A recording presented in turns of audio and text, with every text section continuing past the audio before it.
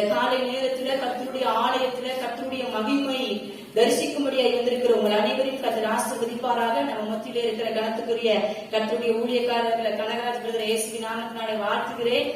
ஞானப்பிரகாஷ் அண்ணா மற்றும் நம்முடைய மூப்பர்கள் எல்லாரும் இயேசுவின் நாமத்தினாலே வாழ்த்துகிறேன். இந்த நாளிலே முழு உலகத்திலையும் கர்த்தருடைய சபைகளிலே தேவனை துதிக்கிற துதியின் சத்தம் எழுந்து கொண்டிருக்கிறது. நான் நிச்சயமாக நம்புகிறேன். இந்த சங்கீதம் 68:1 சொல்லப்பட்டிருக்கிறபடி தேவன் எழுந்தருளுவார். ஆமென்.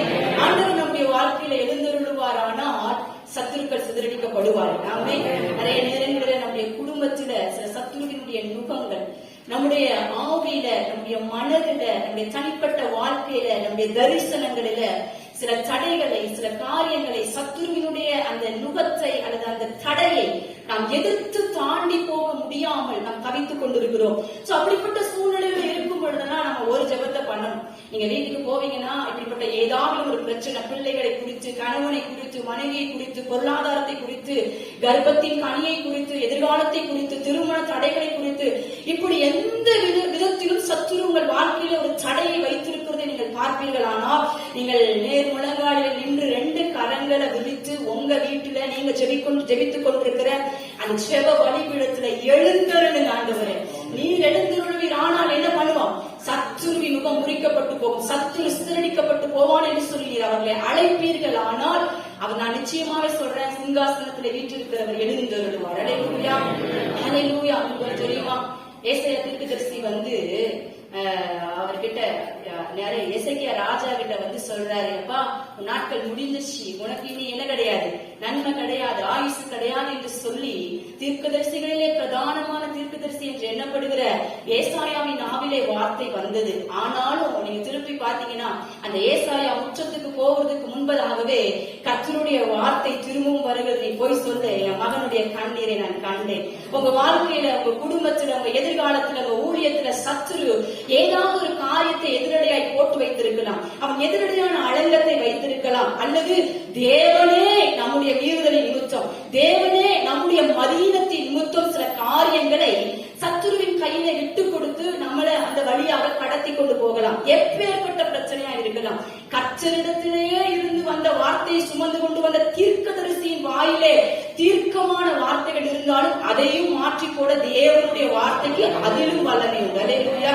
அதனாலே சொப்பனங்களை கண்டு கலங்காதீர்கள். தீர்க்கதரிசி எங்க குடும்பத்தை பத்தி சொல்லிட்டாரு, அவங்க இப்படி சொல்லிட்டாங்க, இவங்க இப்படி சொல்லிட்டாங்க, கலங்காதீங்க. தீர்க்கதரிசிகளிலும் பெரியவர் இங்க இருக்கிறார். யோனாவிலும் பெரியவர் நம்மோடு கூட இருக்கிறார்.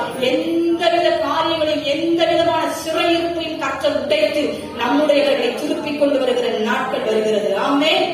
ஒரு சொல்லுங்கள் ஆமென். கர்த்தருடைய வார்த்தையை தியானிக்கும்படியாக நான் வாசித்த வசனத்தை நான் மறுபடியும் உங்களுக்கு வாசிக்கிறேன். தேவனுடைய ரதங்கள் 10,000ங்களும் 1000,000ங்களுமாய் இருக்கிறது. ஆண்டவர் பரிசுத்த ஸ்தலமான சீனாயில் இருந்த வண்ணமாய் அவைகளுக்குள் இருக்கிறார். இங்க ஒரு வார்த்தை எழுதப்பட்டிருக்கிறது, தேவனுடைய ரதங்கள். இன்னைக்கு அந்த சேரிட் அந்த வார்த்தையை குறித்துதான் ஆண்டவருடைய பிரசன்னத்துல நம்ம தியானிக்க போகிறோம். வெகு சீக்கிரமாக, வெகு வேகமாக நம்ம 3 காரியங்களை மாத்திரம் உங்கள் மத்தியிலே முன்னிறுத்தி விட்டு, ஆவியானவர் என்னோடு கூட பேசினதை மாத்திரம் சொல்லிவிட்டு, மிஞ்சி ஒன்றும் நான் போதிக்காதபடிக்கு இந்த இடத்தை விட்டு நான் கடந்து போக விரும்புகிறேன். ஆண்டவர் எனக்கு ஒத்தாசை செய்வாராக. இங்கே வசனம் சொல்லுகிறது, தேவனுடைய ரதங்கள் 10,000ங்களும் 1000,000ங்களுமாய் இருக்கிறதா. ஆண்டவருக்கு பல 1000 நாமங்கள் இருக்கிறது. பலவிதமான காலகட்டத்திலே வேதாகமத்திலே பரிசுத்தவான்கள், தீர்க்கதரிசிகள் அல்லது தனிப்பட்ட ஒரு நபர் என்று சொல்லி தேவனை சந்தித்த அந்த காரியத்தின் அடிப்படையில, தேவன் அவர்களுக்கு செய்த அற்புதத்தின் அடிப்படையில பற்பல பெயர்களை சொல்லி ஆண்டவரை ஆராதிக்கிறது நமக்கு தெரியும் இல்லையா. சோ பலவிதமான நாமங்கள் தேவனுக்கு இருக்கிறது. இங்கே ஒரு வார்த்தையும் சொல்லப்பட்டிருக்கிறது, அவருக்கு பலவிதமான பல்லாயிரமான நாமங்கள் மாத்திரம் அல்ல, அவருடைய சன்னிதானத்திலே ரதங்கள் இருக்கிறதாம். தேவனுடைய ரதங்கள் 10,000ங்களும் 1000ங்களுமா இருக்குதான். 1000, 10,000, 10,000 அப்படின்னு சொல்லிட்டு அந்த எண்ணிக்கைக்கு முடிவே இல்லை. எப்படி தேவ தூதர்கள் திரள் திரளாய் தேவ சமூகத்திலே கோடான கோடியா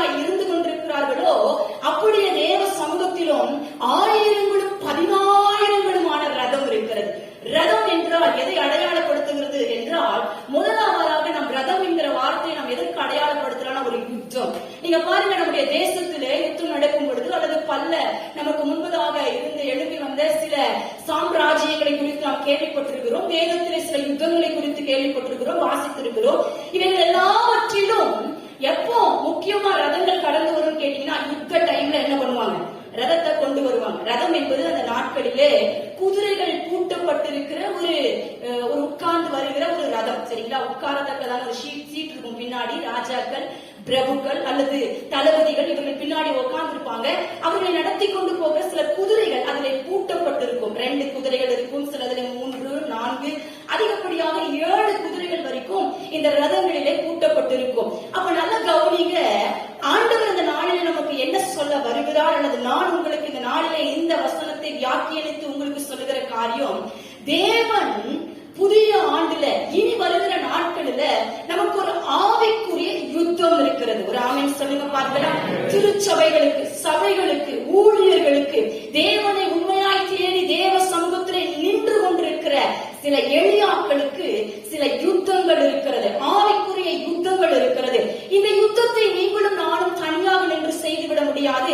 அதனாலதான் இந்த வசனத்தை நம்ம வாசிக்கும் போதே தேவனுடைய ரதங்கள், அல்லேலூயா, நம்ம கூட தேவனுடைய ரதங்களை நின்று கொள்ள போகிறது.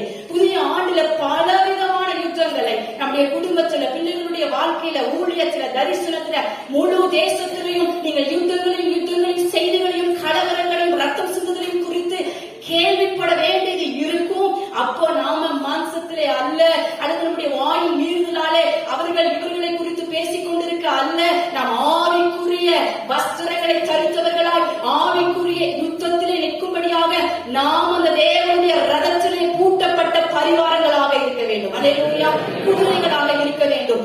2வது ரதம் எதை குறிக்கிறது என்றால், அது கனத்தை குறிக்குது. கனத்த ஹானர். உங்களுக்கு தெரியும் இல்லையா, மொர்தெக்காயை கனப்படுத்தும்படியாக ஒரு ரதத்திலே அவர்களை ஏற்றினார்கள். அப்படியே பாத்தீங்கன்னா சாலமோன் ராஜாவாகும் பொழுதும் அப்படிதான். அவர் ஒரு ராஜாக்கள் ஏறி வருகிற காரியங்கள் பாத்தீங்கன்னா அவர்களை கனப்படுத்தும்படியாக அவர்கள் வருகிற நாட்கள் எல்லாம் அவர்கள் ஒரு இடத்துக்கு போகணும், பிரயாணப்படணும், அதிகமா எதிர்தான் போவாங்க, ரதத்துல ஏறிதான் போவாங்க. அவங்ககிட்ட குதிரைகள் இருக்கிறது, அவர்களிடத்திலே மிக மேன்மையான பலவிதமான வண்டிகள் இருக்கும். ஆனாலும் அவர்கள் அதிகமாக பயன்படுத்துவது அவர்களுடைய கனத்தை தேசத்திலே அறியப்படுத்தும்படியாக இந்த ரதம் கூட்டப்படும். அப்ப 2வது நான் உங்களுக்கு சொல்லுகிறேன், தீர்க்க தரிசனமா ஒன்று சொல்லுகிறேன், புதிய ஆண்டுல இனி வருகிற நாட்கள்ல நீங்கள் பலவிதமான ஆவிக்குரிய யுத்தங்களை நீங்கள் சந்திக்க வேண்டியது இருக்கும். நீங்கள் சோர்ந்து போயிடாதீங்க. இன்னும் யுத்தமா? ஏற்கனவே யுத்தம் பண்ணி என்ன பண்ணிட்டோம்? பலவிதமான யுத்தம், சத்துருவோடு கூட நேரடியான மோதல், நிறைய விதமான இன்னல்கள், கண்ணீர்கள், ஆபத்துகள், விபத்துகள், நிறைய தோல்விகள், தனிமைகள், இவைகளெல்லாம் கடந்து வந்துட்டோம் இந்த வருஷத்துல. புதிய வருஷத்திலேயாகிலும் ஏதாகிலும் என்று நீங்கள் நினைக்கலாம். நீங்கள் கவலைப்படாதீர்கள், இந்த ஆவிக்குரிய யுத்தத்திலும் ஜெயம் நமக்கு தான். அல்லேலூயா. சத்துரு தோற்று போனவனே அவன் நம்மளை ஜெயிக்க முடியாது. 2வது, இந்த ஆவிக்குரிய யுத்தத்துக்கு அடுத்ததாக 2வது காரியம் நான் உங்களுக்கு சொன்னேன், கனம். இந்த வருஷத்துல நிறைய பேர் ஹானரை இழந்திருக்கிறீங்க, கனத்தை இழந்திருக்கிறீங்க. பெற்றோர்களாய் உங்க கனத்தை நீங்கள் இழந்திருக்கலாம், பிள்ளைகளாய் நீங்கள் படிக்கிற இடத்துல உங்க கனத்தை இழந்திருக்கலாம், ஊழியர்களாய் நாடு ஊழியர்கள் மத்தியில உங்கள் கனத்தை நீங்கள் இழந்திருக்கலாம். மற்ற நீங்க படிக்கிற இடத்துல உறவுகள் மத்தியில நீங்க போய் உங்க முகத்தை காண்பிக்க முடியாம உங்க கனத்தை இழந்திருக்கலாம். உங்களுக்கு ஒரு ரதம் காத்து கொண்டிருக்கிறது, உங்களை கனப்படுத்துகிற ஒரு ரதம் காத்து கொண்டிருக்கிறது, தேவனுடைய ரதம். ஹல்லேலூயா. 2வது.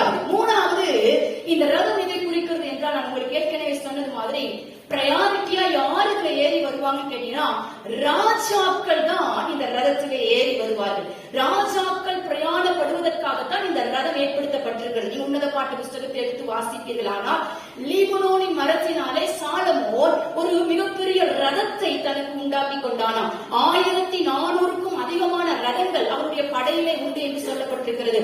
அதிகமான என்ன சொல்றது, ராணுவ கலையங்களும், கலையம் அப்படின்னா இந்த குதிரைகள் வாசம் பண்ணுகிற இடங்களும் சாலமோனுக்கு இருந்ததாம். அப்படி அநேக விதமான ராஜாக்கள் தங்களுடைய மேன்மை தேசத்துக்குள்ளே அறியப்படுத்த, தங்களுடைய கனத்தை, தங்களுடைய ராஜரீகத்தை, அதிகாரத்தை அவர்கள் தெரியப்படுத்துவதற்கு அவர்களுக்கு அடையாளமா இருப்பது என்னன்னு கேட்டீங்கன்னா இந்த ரதம் தான். சரிங்களா? அப்ப 3வது நான் உங்களுக்கு சொல்றேன், ஒன்று, உங்களுக்கு வருகிற நாட்கள்ல ஒரு ஆவிக்குரிய யுத்தம் இருக்கிறது, தேவனுடைய ரதம், அதிலே நீங்கள் ஏறிக்கொள்ள போகிறீர்கள். 2வது, உங்களுக்கு ஒரு கனம் இருக்கிறது.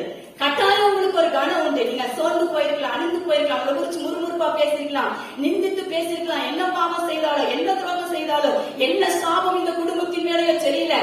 இப்படியே நசுக்கப்பட்டு கொண்டிருக்கிறார்கள் என்று சொல்லி ஒரு கனவீனத்தை நீங்கள் கடந்து வந்திருக்கலாம். உங்களுக்கு ஒரு கணம் இருக்கிறது. தேவனுடைய ரதம் அந்த கணத்தை தரப்போகிறது. மூன்றாவதாக ஒரு ராஜரீகம் உங்களுக்காய் காத்திருக்கிறது. ராஜாக்கள் தான் ஏறி வர வேண்டியது ரதம். ஆனா வேதம் சொல்லுகிறது, 1 பேதுருல சொல்லப்பட்டிருக்கிற நீங்கள் ராஜரீக ஆசாரியர்களா இருக்கிறபடினாலே தேவன் அவரோடு கூட உங்களையும் அந்த ரதத்தில் என்ன பண்ண போறாரு? உட்கார வைக்க போறார். அவருக்கு வருகிற சகல விதமான கணங்களும், அவருக்கு உண்டாகிற சகல விதமான மகிழ்ச்சியும் புகழ்ச்சியும் உங்களுக்கும் பங்கு உண்டு.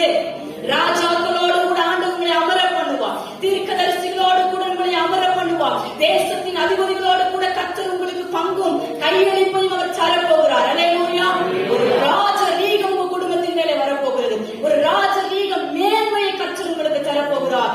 இது அந்த தேவனுடைய ரதத்தில் நீங்கள் இணைந்து கொள்வதனாலே உண்டாகிறது.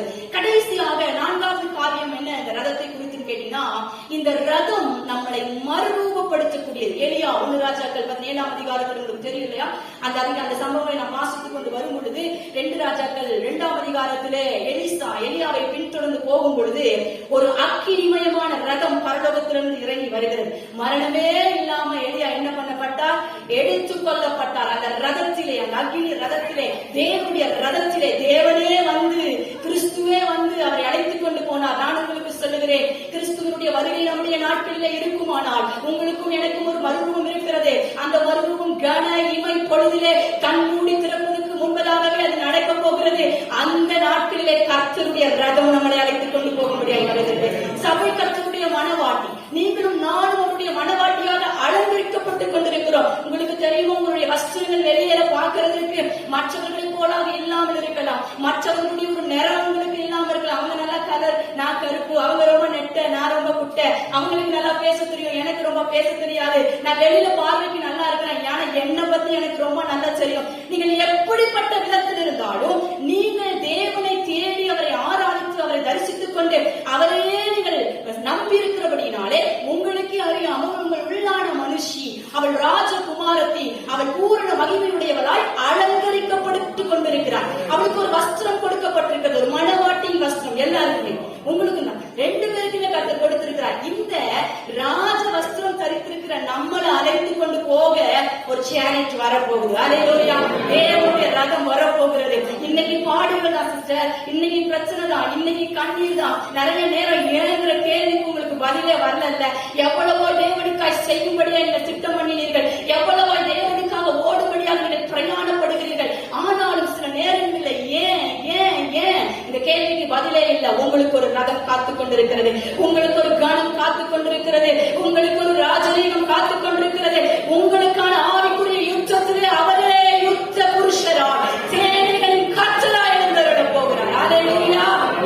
தேவனுடைய ரதம் உங்களுக்கு உண்டு. நீங்க கவலைப்படாதீங்க. நீங்க அழுது கொண்டு வந்திருக்கலாம், சோர்ந்து போய் வந்திருக்கலாம், உடைந்து போய் வந்திருக்கலாம். உங்கள் பிள்ளைகளுடைய எதிர்காலத்தை குறித்து, உங்கள் கர்ப்பத்தின் கனியை குறித்து, சந்தான விருத்தியை குறித்து, கர்ப்பப்பையில தொடர்ச்சியான பிரச்சனைகளின் நிமித்தம், சரீரத்திலே ஏதாவது ஒரு பலவீனத்தின் நிமித்தம் நீங்கள் பயந்து சோர்ந்து போய் வந்திருக்கிறீங்களா?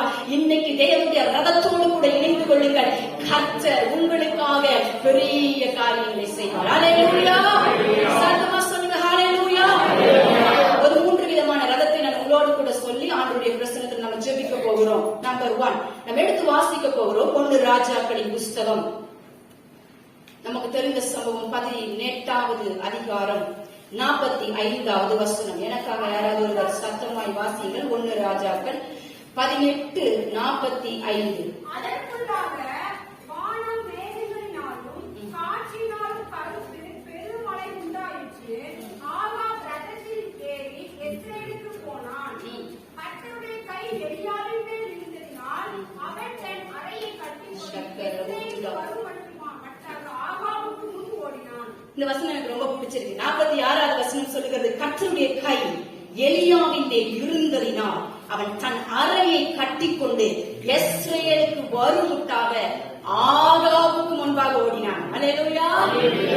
இதை கொஞ்சம் இமேஜின் பண்ணி பாருங்களேன். முதல் ரதத்தை நம்ம பார்க்க போகிறோம். தேவனுடைய ரதத்தை குறித்து தான் நம்ம வாசித்துக் கொண்டிருக்கிறோம். தேவனுக்கு ஒரு மிக பிரதானமான ஒரு நாமம் இருக்கிறது. அவர் சேனைகளின் கர்த்தர். அல்லேலூயா.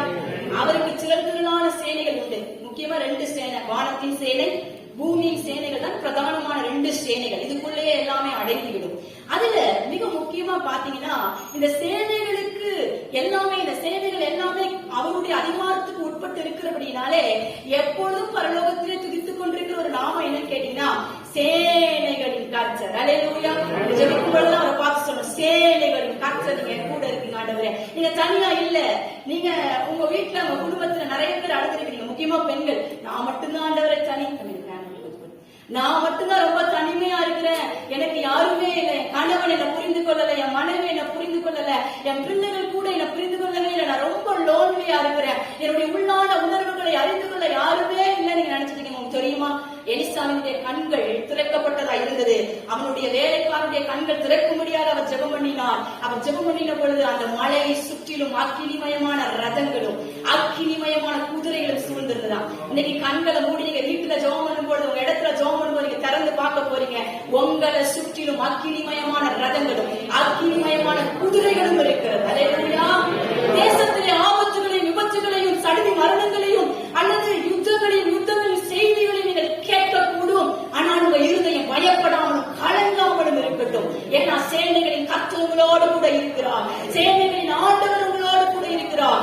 அவர் உங்களை சுற்றிலும் அக்கினிமயமான ரதங்களோடும் குதிரைகளோடும் கூட அவர் இருக்கிறார். இங்கே பாருங்க, வசனம் சொல்லுகிறது எலியாவை குறித்து. எலியா என்ன பண்ணினாரா, அவர் அங்கே பாகால் தீர்க்கதரிசிகள் எல்லாரையும் ஒரே அறிவால் என்ன பண்ணிட்டார், ஒரே பட்டயத்துல எல்லாரும் சதக்கு என்ன பண்ணிட்டாரு, போட்டு தள்ளிட்டு. நீங்க சொல்லுங்களேன், கிட்டத்தட்ட அவர் போட்டுக்கிறது நம்ம 1000 மேல போட்டிருக்காரு. ஒரே நபரம் 1000 பேருக்கு மேல போடணும்னா ஒரு நாளைக்கு மிஞ்சி போனா யாராவது கோழி கடை வச்சிருக்கீங்களா? கோழியை வெட்டும் போது என்னதான் வெட்டினாலும் என்னதான் பழக்கம் இருந்தாலும் எவ்வளவுதான் வெட்ட முடியும்? மிஞ்சி போனா நான் நினைக்கிறேன் ஒரு 100 கோழி வெட்டுவாங்க. அதையும் மிஞ்சி போனா ஒரு நபர். அதுக்கு மேல அந்த கடையில வியாபாரம் நடக்குன்னா கூட 2 பேரை என்ன பண்ணிக்குவாங்க, வைத்துக் கொள்ளுவாங்க. சாரி, வைத்திருப்பாங்க இல்லையா? ஆனா இங்க எலியாவோடு கூட யாருமே இல்ல. எலியா பாத்தீங்கன்னா அவர் பாட்டுக்கு என்ன பண்ணிட்டார், கர்த்தருடைய அக்கினி வானம் சிறந்து இறங்கின உடனே போட்டு தள்ளிட்டார். ரொம்ப டயர்ட். நம்மளா இருந்தா என்ன பண்ணுவோம், நானா இருந்தா என்ன பண்ணுவேன், நல்ல ஊழியெல்லாம் முடிச்சுட்டு நைட் பிரேயர்னா காலைல என்ன பண்ணவே மாட்டேன். ஆமா, எங்க அம்மா இருக்காங்க, எனக்கு சமைச்சு தருவாங்க, நல்லா படுத்து தூங்கிடுவேன். ஆனா இந்த மனுஷன் தூங்கவே இல்லை. அவனுடைய விரல் குன்றி போகவே இல்லை. பாருங்க, எலியா தனி ஒரு மனுஷன். அவனோடு கூட மனைவி இல்லை, பிள்ளைகள் இல்லை, தேசத்தின் குடிகள் இல்லை. அவன் கீழையாத்தியுடைய ஒரு திஸ்பியன் என்று சொல்லப்பட்டிருக்கிறது. இஸ்ரவேலிலே ஒருவன் இல்லை, அவனுக்கு உதவி செய்ய, அவனுக்கு சாப்பாடு கொடுக்க ஒருத்தர் இல்லை. அதனால அவன் எங்கிருந்து அனுப்பினார். அவன் தேவனுக்கு முன்பதாக நிற்கிறவன் என்று இருந்தாலும், ஊழியக்காரன் என்று இருந்தாலும் அங்கே அவனை ஏற்றுக்கொள்ள ஒருவரும் இல்லை. அதனால பரலோகம் திறந்து ஒரு முறை காக்கா வந்துச்சு, தூதன் வந்தாங்க. இப்படி ஆண்டவர் சாரிபாத் விதவைய இப்படியான ஆண்டவர் பயன்படுத்த வேண்டியது ஆயிடுச்சு. ஆனாலும் பாருங்க, சும்மா காக்கா கொடுத்த சாப்பாடும் ஒரு தாய் கொடுத்த சாப்பாட்டிலையும் அவனுடைய சரீரத்தில் உண்டான தேவனுடைய பலன், நான் நினைக்கிறேன் அந்த தேவனுடைய ரதத்தோடு கூட இணைந்திருக்கிற, அந்த அக்கினிமயமான அபிஷேகத்தோடு கூட இணைந்திருக்கிற ஒரு வல்லமை அவருக்குள்ள இருந்தபடினாலே எல்லாத்தையும் போட்டு தள்ளிட்டார். நம்மளா போட்டு தட்டு நான் சொன்ன போய் படுத்துருவோம். ஆனா இவர் படுக்கல, மறுபடியும் ஏறி போறான், சிகரங்களுக்கு ஏறி போறான். கருணை சிகரத்தின் உச்சியில வந்து நிற்கிறான், ஏறி போறான். அது கடினம்ல. நம்ம ஒரு வேலை ரொம்ப டயர்ட் ஆயிடும், சும்மா நேரம் நடந்து போறதே கஷ்டம். மலை மேல ஏறி போகணும்னா யோசிச்சு பாருங்க, கொஞ்சம் ஸ்டெப், ஒரு 10 ஸ்டெப் ஏறது எனக்கெல்லாம் வந்து ஹார்ட் பீட் வேக மாட்டேங்கும், கொழுப்பு ரொம்ப ஜாஸ்தி. ஆமா, நீங்க ஒரு ஸ்டெப் 10 ஸ்டெப் ஏறிட்டோம்னா ரொம்ப ஹார்ட் பீட் அடிச்சுன்னா என்ன அர்த்தம், உள்ள கொழுப்பு. உண்மைதாங்க, டாக்டர்கிட்ட கேட்டு பாருங்க, கொழுப்பு ரொம்ப ஜாஸ்தின்னு அர்த்தம். அந்த மாதிரி எலியாவுக்கு கொழுப்பே இல்லை, அவர் பாட்டுக்கு ஏறி மேல போயிட்டார். அவர் 7 தரம் ஆண்டவருடைய பிரசன்னத்துல அவர் விழுந்து தேவ சமூகத்திலே ஜெபித்து எந்திரித்து தன்னுடைய வேலைக்காரனிடத்திலே போய் சொல்லுகிறார், நீ போய் பார்த்துட்டு வா, போ, உள்ள கை மேல இருக்குதா, மழை வரப்போகுதான் பாரு அப்படின்னா, முதல்ல போய் பாக்குறான், நோ இல்ல, 2வது இல்ல, 3வது இல்ல. எப்படி நாகமான் 1 2 3 எந்திரிச்சாரோ அது மாதிரி இவருக்கு இல்ல இல்ல இல்ல இல்ல. 7வது முறை பார்க்கும் பொழுது உள்ளங்கை மேகம் தெரிந்ததாம். ஒரு ஊழியக்காரர் விதமாக சொன்னார், அவனுடைய கண்களுக்கு அது உள்ளங்கை மேகம், எலியாவுடைய கண்களுக்கு அது கர்த்தருடைய கரம். அல்லேலூயா. அந்த கரத்தை பார்த்த உடனே அவர் புறப்பட்டு பாய்ந்து போகிறார். எங்க போறாருன்னு கேட்டீங்கன்னா, ஆகாப்ட சொன்னார், எனக்கு வானத்தை அடைக்கிறதுக்கும் அதிகாரம் தேவன் கொடுத்திருக்கிறார், வானத்தை திறக்கவும் அதிகாரம் கொடுத்திருக்கிறார், வானத்துக்கு நான் கட்டளையிட்டால் மழையும் வரும், நான் தேவ சமூகத்திலே வானத்தை நோக்கி நிற்பேன், ஆனால் அக்கினியும் வரும். அல்லேலூயா. வானத்தை திறந்து ஒரே இடத்துல இருந்து மழையும் அக்கினியும் வர்ஷிக்க பண்ணது எலியா மட்டும்தான். அல்லேலூயா. அவரை மாதிரி ஒரே இடத்துல. இன்னும் சொல்றேன் பாருங்க, அவரோட அந்த பலிபீடத்தை ரெடி பண்ணி வச்சிருக்கும் பொழுது அந்த வழியெல்லாம் சண்டாக வெட்டி கிட்டத்தட்ட அவர் தண்ணீர் 4 குடமா 7 குடமா வாசிங்க, 4 குடம் தண்ணியை ஊத்திருக்காரு ஃபுல்லா. நீங்க சொல்லுங்க, தண்ணீர் அக்கினியை அவிழ்த்து போடுமா, அக்கினி தண்ணீரை அவிழ்த்து போடுமா? ஒரு இடத்துல தீ எரிஞ்சிட்டு இருக்கு, நம்ம தண்ணி ஊற்றினா தீ அணைஞ்சிரு இல்லையா? தண்ணியில அக்கினியை நம்மளால போட முடியுமா? அதான் ஆண்டவர். அல்லேலூயா. நம்ம நிறைய நேரங்கள் என்ன நினைக்கிறோம் தெரியுமா? நம்ம ஆண்டவர் அற்பமா நினைச்சுக்கிறோம். நம்ம ஆண்டவர் ஒண்ணுமே இல்லாதவர். நம்ம போற பாதை ரொம்ப நெருக்கமா இருக்கு. நம்ம செவிச்சு ஒண்ணுமே கிடைக்கல. போராடினோம், தனிமையிலும் இவ்வளவாய் வைராக்கியம் வந்தும் ஒண்ணு இல்லையேன்னு நினைக்கிறதுனால நம்ம ஆண்டவரை நம்ம ஞானத்துக்கு குறுக்கி கொள்ளுகிறோம். அப்படி அல்ல. அவர் அக்கினி அனுப்புனாதான் தண்ணி இருந்தா கூட அதை நட்டி போட்டுரும். அல்லேலூயா. இப்பொழுது எலியா ஆகாபுக்கு முன்பதாக ஓடி போகும்படியாக அவர் ரெடியான ராஜா, நான் எப்பவும் உன்ட்ட மழை வந்து சொல்லிட்டு இங்கே இருப்பேன், இப்போ நீ உன் ரதத்தை கூட்டி போ, நீ ரதத்தை கூட்டிட்டு முன்னாடி போன்னு சொல்லிட்டு அந்த வசனம் சொல்லுகிறது, இவன் இஸ்ரவேலுக்கு வரும் மட்டுமாக எலியா ஆகாபுக்கு முன்பதாக ஓடி போனானா. சொல்லுங்க, ரதம் வேகமா போகுமா, குதிரை வேகமா போகுமா, இல்ல ஒரு மனுஷன் வேகமாக ஓட முடியுமா? எலியா நான் நினைக்கிறேன் அவருக்கு 30-40 இருந்திருக்காதுன்னு நினைக்கிறேன், என்னுடைய நான். அவரோட கொஞ்சம் ஏஜா இருக்கலாம். அது இல்லாம அவர் ஏற்கனவே மலை மேலே இருக்கிறார், அங்கே நிறைய பேரை அவர் வெட்டி தள்ளி இருக்கிறார், ரொம்ப பலவீனம். இப்போ யாரு வேகமா ஓட முடியும்? ரதம் ஓடிச்சா நம்ம என்ன பண்ணுவோம்? நம்மளே மனசுல நினைச்சுக்கோ, ரதத்தோட எல்லாம் நம்மளால என்ன பண்ணவே முடியாது. மாம்சத்துல நினைச்சாலே நம்ம ஒரு காரியம், என்னாலதான் இவ்வளவு ஜெபிக்க முடியாது, என்னாலதான் இவ்வளவு வைராக்கியமா கர்த்தருக்கு ஊழியம் செய்ய முடியாது, என்னாலதான் அவங்கள மாறினா ஆண்டவருக்காக பிரகாசிக்க முடியாது, என்னாலதான் இவ்வளவு விசுவாசமா இருக்க முடியாது. நம்ம அப்படி மற்றவங்களோட கம்பேர் பண்ணிடுவோம். ஆனா எலியா கம்பேர் பண்ணார், இல்ல ரதம் இல்ல, என் கூட இருக்கிறது தேவனுடைய ரதம், நான் ஆகாவுடைய ரதத்துக்கு முந்தி ஓடி போவேன். நான் இந்த கால நேரத்தில் உங்களுக்கு சொல்லுகிறேன், தேவனுடைய ரதம் உங்களோடு கூட இருக்க வேண்டுமானால் நீங்கள் ரதத்தை முந்தி ஓட வேண்டும். ஆகாபினுடைய ரதத்துக்கு முந்தி போ. தேவனுடைய ரதம் 1000-10,000 இருக்கிறது. உங்க குடும்பத்தை சுற்றி சூழ்ந்திருக்கிற இருள், உங்க குடும்பத்தின் எல்லைகளை சுற்றி சூழ்ந்திருக்கிற வியாதி, அல்லது உங்க குடும்பத்தை சுற்றி சூழ்ந்திருக்கிற தனிமை, பொருளாதார குறைச்சல், எவைகளா இருந்தாலும், எப்பேற்பட்ட தடைகளா இருந்தாலும், தேவனுடைய ரதத்துக்கு முன்பதாக ஒன்றுமே இல்லை. அந்த ரதத்தோடு கூட நீங்க இணைந்து கொள்வீங்கன்னா ஆகாவுடைய ரதத்துக்கு முந்தி போக முடியும். நிறைய நேரம் சொல்றீங்க, என் கையை விட்டு போயிருச்சு சிஸ்டர், இது என் கையை மீறி நடந்துருச்சு, இது என் கையை விட்டு போயிருச்சு, இல்ல இந்த பொருளாதாரம் நாங்க இழந்துட்டோம், இந்த ஊழியத்தை நாங்க இழந்துட்டோம், இங்க ஒரு வாசல் திறக்கப்பட்டது போல் இருந்தது, அதுக்குள்ள பிரவேசிக்க முடியல, நாங்க இழந்துட்டோம், இந்த தரிசனத்துல என்னால கால் வைக்க முடியல, ஏதோ ஒன்று சொல்லி நீங்கள் ஆகாவோடு கூட கம்பேர் பண்ணிட்டு இருப்பீங்கன்னா கர்த்தருடைய வார்த்தை நீ உங்களை நோக்கி வருகிறது, நீ தேவனுடைய ரதத்தோடு கூட இணைந்து கொள், ஆகாவின் ரதத்துக்கு முந்தி போ. உங்களுக்கு சொல்றேன், ஒரு வசனத்தை வாசிங்க. யாத்ராகமத்தின் புஸ்தகம் 15ஆம் அதிகாரம் 19வது வசனம். வேகமா வாசிங்க. பாஸ்டர் சீக்கிரமா பசங்க முடிக்க சொல்லிருக்காங்க, நான் வேகமா சொல்றேன். மறுபடியும் சத்தமாய், பார்வோனுடைய குதிரைகள் அவனுடைய ரதங்களோடும் குதிரை வீரரோடும் சமுத்திரத்தில் பிரவேசி. இப்ப என்ன கொஞ்சம் கவனிங்களேன், இந்த ஆகாப் ரதத்திலே போயிட்டு இருக்கார். இந்த ஆகாபுடைய ரதங்களிலே அந்த பரிகள் அல்லது குதிரைகள் கூட்டப்பட்டிருக்கிறது. எத்தனை குதிரைகள் தெரியும்? ராஜாக்கள் என்றால் குறைந்தது 6-7 குதிரைகள் அவர்களுடைய ரதங்களிலே கூட்டப்பட்டிருக்கும். சோ இப்போ குதிரைகள் கூட்டப்பட்டு, இந்த குதிரைகள் என்னவென்று சொல்லுகிறார்கள் என்றால், இந்த குதிரைகள் எகிப்தில் இருக்கிற பெண் குதிரைகளாம். எகிப்தில் இருக்கிற எகிப்தியராயிருக்கிற பார்வோன் தன்னுடைய ராஜ்யத்தினுடைய அந்த வலிமை, அந்த ராஜ்யபாரத்தின் வலிமை அவனுடைய ராணுவங்களில் இருக்கிற குதிரையினுடைய கால்களில் இருக்கிறது. குதிரையுடைய கால்களில் வச்சிருக்கிறான். சோ அதை நம்பி இருக்கிறான். அதனாலதான் நீங்க ஏசுல தீர்க்கதரிசனம், எரேமியா தீர்க்கதரிசனம் சில வசனங்களை வாசிக்கும் பொழுது, நீங்கள் எகிப்தினுடைய குதிரைய அதனுடைய காரியத்தை என்ன பண்ணாதீங்க, நம்பாதீர்கள் என்று எழுதப்பட்டிருக்கு. அவனுடைய நம்பிக்கை எல்லாம் குதிரையின் பலத்தில, ராணுவத்தின் பலத்தில, பலத்த பராக்கிரமசாலிகளின் பலத்தில. இப்போ எகிப்துல குதிரைகள் ரொம்ப ஃபேமஸ், அதுலயும் ராணுவ குதிரை ரொம்ப ஃபேமஸ், அதுலயும் பெண் குதிரைகள். அந்த ராணுவத்துல அது முந்தி போகக்கூடியது எதுன்னு கேட்டீங்கன்னா பெண் குதிரைகளாம். ஒரு ஆமென் சொல்ல மாட்டீங்களா? எனக்கு ரொம்ப சந்தோஷமா இருக்கு. அல்லேலூயா. கடைசி நாட்கள்ல கர்த்தர் சில பெண் யுத்த குதிரைகளை எழுப்ப போகிறார். அது உங்க மேல இறங்கி வருவதா நான் பிளஸ் பண்றேன். அல்லேலூயா. நீங்க சீறி பாய்கிற உங்களுடைய குழம்புகள் எல்லாம் வேகமாய் அடித்து அது முன்னிற்கிற கலங்கரித்துக் கொண்டிருக்கிற எதிரியுடைய பட்டயத்திற்கு அஞ்சாத பாட்சியுடையவர்களை கர்த்தர் மாற்ற போறார். அல்லேலூயா.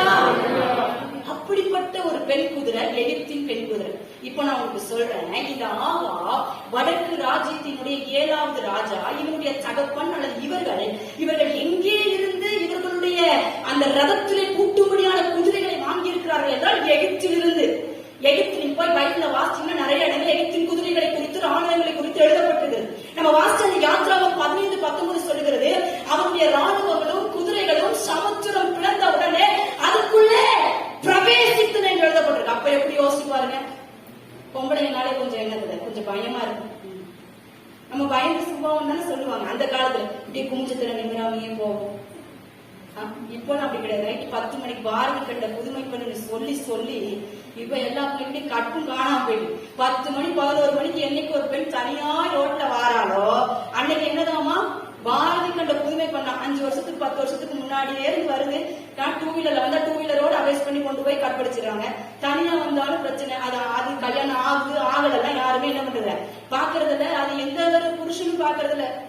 சில அதிகாரிகள் கூட அப்படிப்பட்ட தவறை பண்ணி விடுகிறார்கள். ஆனால் இந்த பெண் குதிரைகள், அது நம்ம பெண் அப்படின்னால ஒரு பயங்கர சுபாவம், ஒரு அது நம்ம திருமணத்துல நல்லா தெரியும் இல்லையா. நம்ம கணவனை கூட ஏறிட்டு பார்க்க மாட்டோம், அவர் பார்த்து சொல்லுவாங்க உடன்படிக்கையான என்ன பண்ணவே மாட்டோம், ஏறிட்டு பார்த்து சொல்ல மாட்டோம், பயங்கர சுபாவம். ஆனா இங்க வேதம் சொல்லுகிறது அந்த எகிப்திய குதிரைகள், அந்த எகிப்தியினுடைய பார்வோனுடைய ரதங்களிலே கூட்டப்பட்டிருந்த பெண் குதிரைகள் எதிரடியாக இருந்த சமுத்திரம் 2ஆய் பிளந்திருக்கும் பொழுது அதுக்குள்ளே பாய்ந்து போக அது அஞ்சவே இல்லையா, சீறி பாஞ்சிச்சான். தடைகளை திறந்த உடனே முன்னாடி இருக்கிற எதிரிய பார்வன் சொன்ன கட்டளைக்கு கீழ்ப்படியும்படியாக பிரவேசித்ததாம். அப்படிப்பட்ட குதிரை எங்க இருக்கு சொல்லுங்களேன்? ஆகாபினுடைய ரதத்துல இருக்கு. ஆகாபினுடைய ரதத்துல மாட்டப்பட்டிருக்கு. ஆகாப் எகிப்திய பெண் குதிரைகளின் மேலே நம்பிக்கை வைத்து நான் வீடு போறதுக்கு முன்னாடி மழை என்ன சேதப்படுத்தாதுன்னு சொல்லி அவரும் வேகமா அடிச்சு ஓட்டுறாரு. ஆனால் அதை விட சமுத்திரத்துக்குள்ளே புறப்பட்டு போகும்படியான வலிமையும் மன வலிமையும் உடைய அந்த பெண் குதிரைகளை விட தேவன் அவனுடைய காலங்களை, அவனுடைய கால்களை மான்களின் கால்களை போலாக்கி அவன் அங்கே வந்து சேருவதற்கு முன்பதாக இஸ்ரவேலை போய் அடைந்தான். அல்லேலூயா. அதுதான் ரதத்துக்கு முந்தி போக பண்ணுகிற காரியம். நீங்க கடந்த நாட்கள்ல கடந்த சில காரியங்கள சில பிரச்சனைகளை பார்த்து அங்கேயே உட்கார்ந்துட்டீங்க, ஓடி போக முடியல, பேலன்ஸ் பண்ணி முன்னாடி போக முடியல. சில காரியங்கள், சில மனிதனுடைய பேச்சுகள், சில வார்த்தைகளை பார்த்து அங்கேயே நின்னுட்டீங்க. ஆகாப பார்த்துட்டு அங்கேயே உட்காந்தீங்க, முன்னாடி போகவே முடியல, முன்னெடுத்து போகவே முடியல, ஓடவே முடியல. கர்த்தருடைய வார்த்தை உங்களை நோக்கி வருகிறது. தேவனுடைய ரதம் உங்களுக்காய் ஆயத்தமாக இருக்கிறது. நீங்கள் அதன் மேலே ஏறி அதனை சார்ந்து அதன் கூட இசைவாய் இணைந்து கொள்வீர்கள். ஆனால் நீங்கள் ஆகாவுக்கு முன்பதாக ஓடி போகக்கூடும். அல்லேலூயா. ரதத்தை ஆகாவுக்கு முன்பதாக செலுத்து, ஆகாவுக்கு முன்பதாக செலுத்து. பாவத்தோடு கூட அசத்தத்தோடு கூட அப்படியே டிவி சினிமா சீரியலோடு கூட உட்கார்ந்து கொண்டிருக்கல, என்னால முடியல, எனக்கு பலன் இல்லை. இல்ல, அந்த ஆகாவின் பெண் குதிரைகளின் வலிமை விட அந்த இச்சை, அந்த ஆபாசம், அந்த அருவருப்பு, அந்த அசுத்தம், அந்த கோபம் என்கிற சுபாவத்தின் வலிமையை விட அந்த ஆகாப்பை விட உங்களை முந்தி ஓட பண்ணுகிற காட்சர். நீங்கள் தேவனுடைய ரதத்தோடு கூட இணைந்து கொள்வீர்கள். ஆனால் ஆண்டவருடைய ரதம் இன்னைக்கு உங்களை சூழ பாளையம் இறங்க ஆயத்தமாக இருக்கிறது. ரதத்தை முந்திக்கோள். இன்னொரு காரியம் கூட இருக்கு. இந்த ரதத்தை முந்தி போன பொழுது ஒரு பெருமழை இருக்கு. நீங்க ஆகாபின் ரதத்தை முந்தி போயிட்டீங்கன்னா உங்களுக்கு ஒரு பெருமழை இருக்கு. தீர்க்க தரிசனமாய் சொல்லுகிறேன், நீங்கள் ஆகாபின் ரதத்தை முந்தி போக வேடனுடையவர்களாய் வைராக்கியமுடையவர்களாய் தேவனுடைய சமூகத்திலே நிற்கிறவர்களாய் இருப்பீர்கள். ஆனால் உங்களுக்கு பெருமழை உண்டு. பேரிரைச்சல் உங்களுக்காய் காத்திருக்கிறது. எத்தனை பேர் அங்கலாய்க்கு ஆண்டுடைய பிரசுரத்துல தனிமைகளை ஜோம் பண்ணிருக்கீங்க. ஆத்துமாக்களை தாங்க, ஜனங்களை தாங்க, அழிந்து போகிறவங்களை தாங்க. ஒரு கூட்ட ஜனங்களை நம்ம நான் கொரோனாவை இழந்துட்டோம், ஒமிக்ரான் என்று பயமுறுத்திக் கொண்டிருக்கிறார்கள். இன்னும் அழிவோ, இன்னும் சேதமோ, இன்னும் மரண ஓடங்களோ. நான் சொல்றேன், அது அல்ல. அதை முந்தி ஓடி போக பண்ணுகிற, அதை கால்களினால் நசுக்க பண்ணுகிற அந்த பொல்லாத ஆகாவை மேற்கொள்ளும்படியான ஒரு தேவனுடைய ரதம் நம்மோடு கூட இணைந்து கொள்ள போகிறது. அல்லேலூயா.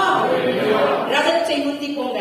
உங்களை சேதப்படுத்துகிறவங்களை கீழே இருக்கிற எதுவாய் இருந்தாலும் அதை முந்தி ஓடுங்கள். தேவனுடைய ரதம் உங்களுக்காய் காத்திருக்கிறது. இரண்டாவதாக நாம் எடுத்து வாசிக்கலாம். 1 சாமுவேலின் புஸ்தகம் 17ஆம் அதிகாரம் 20வது வசனம்.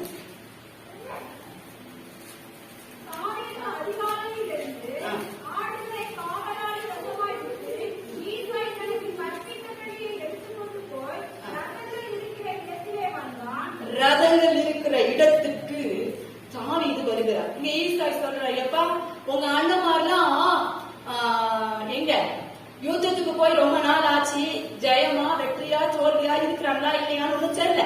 நீ போய் ஒரு சுக செய்தியை கேட்டு விட்டு வான்னு சொல்லி சில பாலாடை கட்டிகள், திராட்சை வச்சல்கள், அல்லது சில பழங்கள் இதெல்லாத்தையும் கொடுத்து ஒரு ஸ்நாக்ஸ் கையில கொடுத்து அவர் போக சொல்றா. இந்த தாவீது எங்க வந்து நின்னானா, ரதங்கள் அண்டையிலே வந்து நின்றான். ஈசாய் கொடுத்தவர்களை கூட்டிக் கொண்டு வந்து அவன் ஓரமா நிக்கல, பின்னாடி நிக்கல. யாராவது இருந்தா என் அண்ணன் யோவாப் அங்க இருக்கிறான்னு பார்த்து சொல்லி விடுங்கன்னு பின்னாடி நிக்கல. என் மூத்த அண்ணன் சொல்லுங்க அவனுக்கு சாப்பாடு கொண்டு வந்திருக்கேன்னு சொல்லிட்டு பின்னாடி நிக்கல.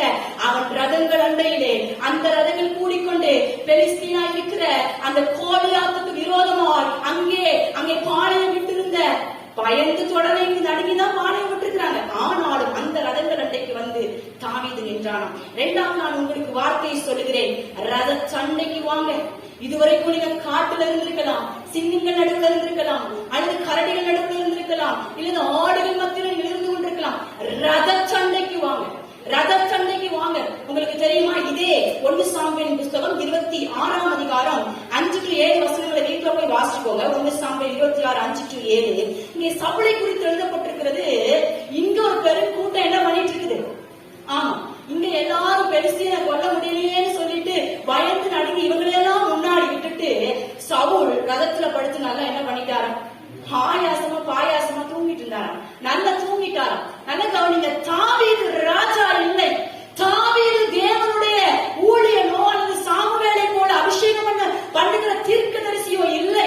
அவன் சின்னவன், அவன் சிறியவன், எல்லாராலும் புறக்கணிக்கப்பட்டவன், தள்ளப்பட்டவன், சின்ன வேலைய அவன் பெரிய ராணுவ அதிகாரத்தில் இருக்கிற தன்னுடைய சகோதரர்களுக்கு ஸ்நாக்ஸ் கொடுக்கிற வேலையை உத்தமமா செய்ய முடியாது வந்தான். ஆனா ஆண்டவர் அவனை கூட்டிக் கொண்டு வந்து நிறுத்தின இடம் ரதங்களின் அண்டையில, ரதங்களின் அண்டையில ஆண்டவர் கூட்டிக் கொண்டு நிறுத்தார். ரதத்துல தேவனுடைய ரதத்தோடு கூட இணைந்து யுத்தம் செய்ய வேண்டிய சவுல் தூங்கி போனார். அவனுடைய ஈட்டியிலே அவன் சாய்ந்து அவன் தூங்கிக் கொண்டிருந்தான். நீங்கள் 1 சாமுவேல் 31ஆம் அதிகாரத்தின் கடைசி பகுதியை நீங்கள் வாசிக்கும் பொழுது அவன் அந்த ஈட்டியிலே சாய்ந்து கொண்டிருந்தான் என்று சொல்லப்பட்டது. மறித்து போனான், தூங்கிட்டான். ரதம் இரண்டாவது, நீங்கள் ரதத்தண்டையில கிட்டி வாங்க. ரதம் என்பது இரண்டாவது நான் எதை சொல்கிறேன், அது உங்க மேல வைத்திருக்கிற தேவ திட்டம். அது வரைக்கும் தாவீது அங்கே காட்டுல வனாந்தரத்துல ஆடுகள் பின்னாடி பட்டிருந்தான். இப்பதான் சரியா தேவ திட்டத்துக்குள்ள வர்றான். தானா வரல, தேவ சித்தத்தின்படி வருகிறான், தேவ திட்டத்தின்படி வருகிறான். அங்கே வந்தவனுடைய அந்த எல்லைகளில வந்து நிக்கிறான். அவனுக்கே தெரியாது இந்த ஏழா பள்ளத்தாக்குல என்ன நடக்க போகுது, என்ன கொண்டுதான் பெரிய ஜெயம் என்பது அவனுக்கே தெரியாது.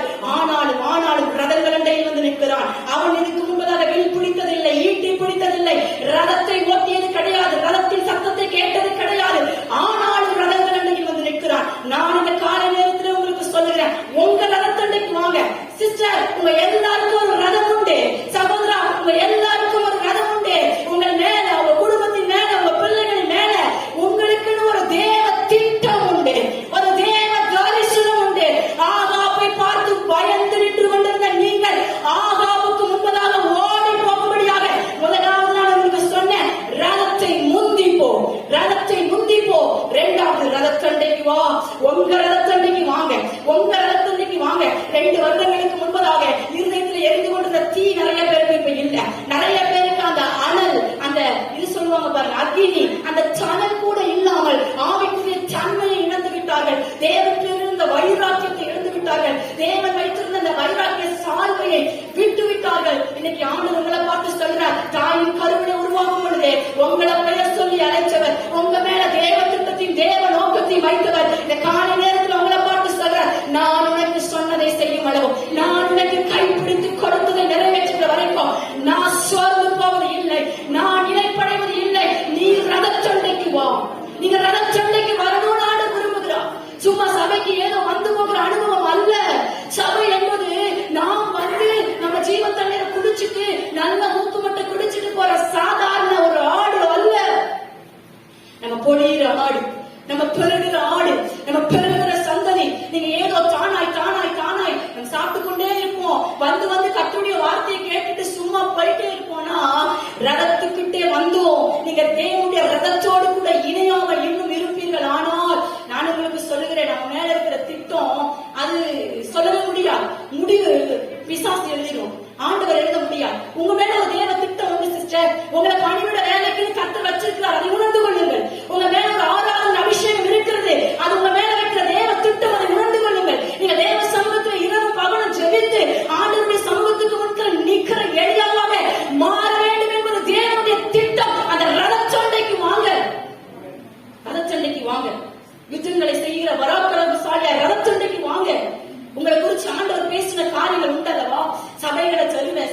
நான் சபைகளிலே பயன்படுத்துவேன். அநேக காரியங்களை கர்த்தர் உங்களோடு கூட பேசி இருக்கிறார். ஒரு காலத்துல ஒரு ஆத்துமாவை பக்கத்து வீட்டுல ஒருத்தரை பார்த்தாலே உள்ள பதவதைக்கும். இந்த ஆத்துமாவை எப்படியாவது சர்ச்சுக்கு கூட்டிட்டு போகணும், ஆண்டவருடைய அன்பை சொல்லணும். எங்க ரதம் இப்ப எங்க நின்றுட்டு இருக்கு? ரதம் எங்க நின்றுட்டு இருக்கு? ஆத்துமாக்களை தேடி உங்க ரதம் வந்திருக்கிறதா? உங்க ரதம் உங்க கிட்ட இருக்கா? நீங்க ரதத்தண்டையில் இருக்கிறீர்களா? யோசித்து பாருங்க. ரதத்தண்டை இருக்கிறீங்களா? ரதத்தண்டை நிக்கிறீங்களா? நீங்க தனியாய் ஜெபிக்கும் பொழுதுலாம் மக்கள் இறங்கி வருகிறதா? நீங்க தனியாய் ஜெபிக்கும் பொழுதுலாம் தேவ பிரசன்னம் உங்களை நிரப்புகிற அனுபவம் இருக்கிறதா? நீங்க தனியாய் ஜெபிக்கிற பொழுதெல்லாம் ஆத்து மக்களுக்காக அழுது புலம்புகிற அதே அனுபவம் இன்றைக்கும் உங்களுக்கு இருக்கிறதா? இல்லைன்னா உங்க ரதம் வேற எங்கேயோ போயிட்டு, உங்க ரதம் எங்கேயோ போயிட்டு இருக்கு. தேவனுடைய ரதத்தோடு கூட இணைந்து கொள்ளுங்கள். தேவனுடைய திட்டத்தோடு கூட இணைந்து கொள்ளுங்கள். சாவீது அது வரைக்கும் தள்ளப்பட்டிருந்தான், தூரமாயிருந்தான், விலகி போயிருந்தான். நேரம் வந்தது, குறித்த காலம் வந்தது, அவன் ரதச்சண்டைக்கு வந்து நின்றான்.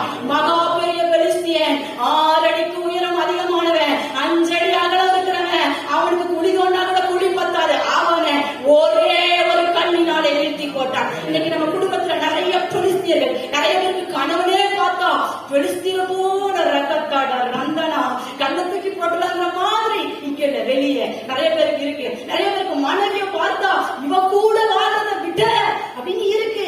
பிள்ளைகளை நினைச்சு அவெல்லாம் பெலிஸ்தியனா இருக்கு. இதெல்லாம் திருந்தாது, இதெல்லாம் மாறவே மாறாது.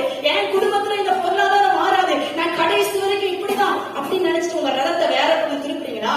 ஆண்டவருக்கு உங்களை பார்த்து சொல்ற, ரதச்சண்டைக்கு வா, தேவ திட்டத்துக்குள்ளே வா, தேவ தரிசனத்துக்குள்ளே வா. சிறு பிள்ளைகளுக்காக அழுது அழுது ஜெபிக்க வேண்டும் உன்னை பாரப்படுத்தினேனே, அந்த ரதச்சண்டைக்கு வா. வாழ்வர்களை குறித்து உன் இருதயத்திலே பலமான அழுத்தத்தையும் அழிவையும் நான் கொடுத்திருந்தேனே, அந்த ரதச்சண்டைக்கு வா. சபைகளை குறித்து, ஊழியர்களை குறித்து, அவர்கள் பரிசுத்தத்தை குறித்து உன் இருதயத்தின் ஆழத்திலே நான் ஒரு அக்கினியை போட்டிருந்தேனே, அந்த ரதச்சண்டைக்கு வா. உன் ஜெப வழிபடத்துக்கு வா, உன் ரதச்சண்டைக்கு வா என்று அவர் அழைக்கிறார். தேவனுடைய ரதம் உங்களுக்காக காத்திருக்கு. பிரதர் சிஸ்டர், வருகிற வருஷத்துல தேவனுடைய ரதம் வந்துச்சுன்னா மெதுவா ஓடாது. தேவனுடைய ரதம் வந்துச்சுன்னா நீங்க நினைக்கிற மாதிரி, சத்துரு நினைக்கிற மாதிரிலாம் இல்ல. அது மறுரூபம். அது யாருடைய கண்களுக்கு மறியப்படாது. அக்கினிமயமானது, சொகுசாவின் நிறத்தை போன்றது. நாம் எதிர்பாராத உயரத்துக்கு நம்மளை கொண்டு போகக்கூடியது. நம்மளால முடியாதவைகளையும் அது செய்யக்கூடியது. ஒரு செருபாவே, அவன் ஒரே ஒருவன் தான். அவருக்கு அவர் மேல திட்டமோ அபிஷேகமோ இல்ல ஒரு ஆசாரியனோ அல்லது ஒரு தீர்க்கதரிசியோ கிடையாது. சாதாரண ஒரு ஆளுநர். ஏன் அங்கே அவன் பெருசிய ராஜ்யத்திலே அடிமைப்பட்டு கிடந்தவன். ஆனால் அவன் கையில ஆண்டர் அவன் மேல ஒரு தூக்குமலை போடுறார். தேவ திட்டத்தை வைக்கிறார். அற்பமான ஆரம்பத்தை யார் அசட்டை பண்ணக்கூடும்? எழுந்து போ, பயப்படாதே.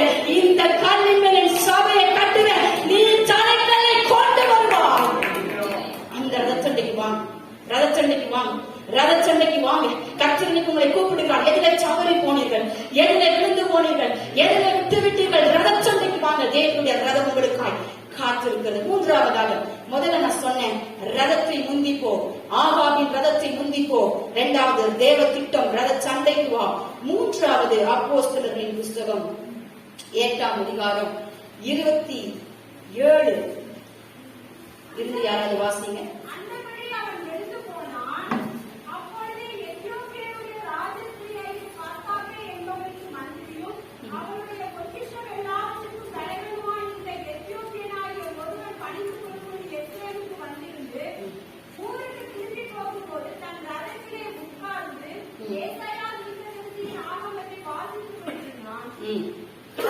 ஆவியானவரை போய் வாசிட்டீங்களா? 29.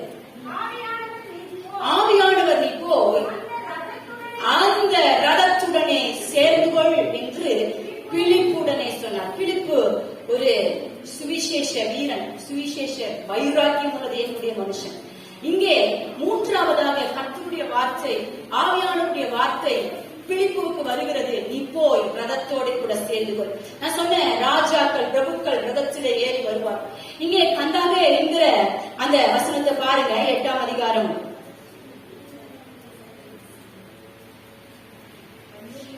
27 எத்தியோப்பியருடைய ராஜஸ்திரியாகிய கந்தாவே என்பவளுக்கு மந்திரியும் அவருடைய பொக்கிச எல்லாவற்றிற்கும் தலைவன், ஒரு லீடர்.